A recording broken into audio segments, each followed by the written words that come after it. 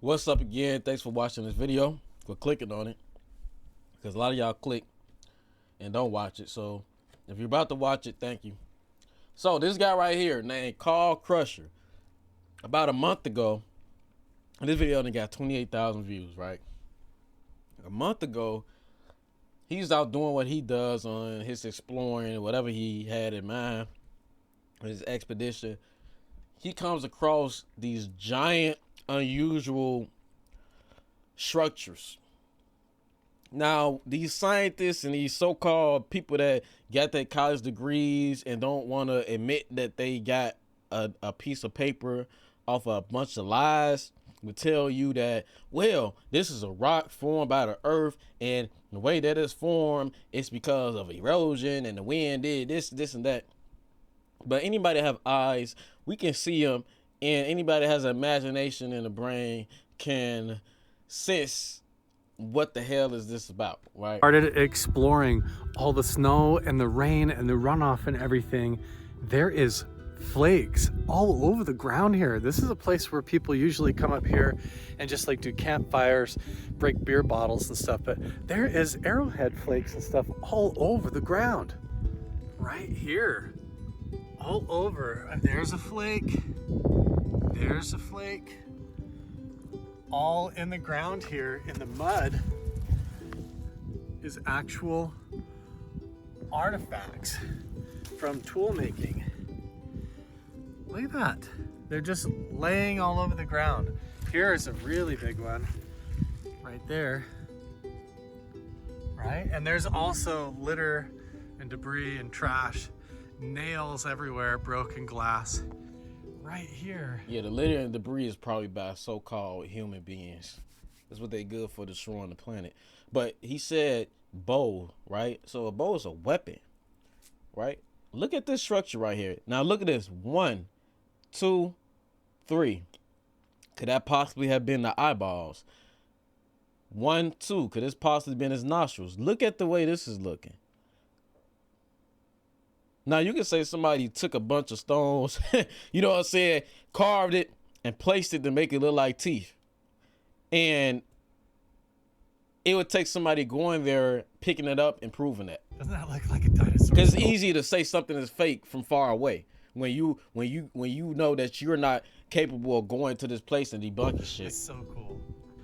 It's easy to say something is fake behind a computer screen when you don't have no way of debunking it. Keep an eye on So he's about to get closer to it. Oh my God. Workshops, how I do what I do as a content creator of this dried out like Right. location. See here, look at this one that's been uncovered in the mud. It's just like a sheer, looks like a piece of glass that was part of a tool making process by ancient indigenous people right here, where everybody just pulls up, where they drive their truck over and party. So I just want to bring awareness to that every time I come here and try to pick up the litter and leave places better than you found it. Now I'm not Okay, so he got a part 2. I want to see what that's about. This was 3 weeks ago. Sazi actually has a connotation that means Right, so this is where he's right. This is where the native, so-called Native Americans were. Right, that's a fact. Does he get deeply closer to the structure? All right, I don't believe he does. All right, so y'all can, you know what I'm saying? Y'all can see this. What do you think? I instantly think it look like some type of giant creature. It don't look human or humanoid at all, right? And it also does look like a fossilized skull, like turned to stone, like some Medusa type shit, right? Like it's frozen in time or something. It just got turned to stone and destroyed or something. That definitely looked like, it's unusual looking. I'll just say that, right? Because if I start saying it's a dragon and all that, people go say I'm crazy, but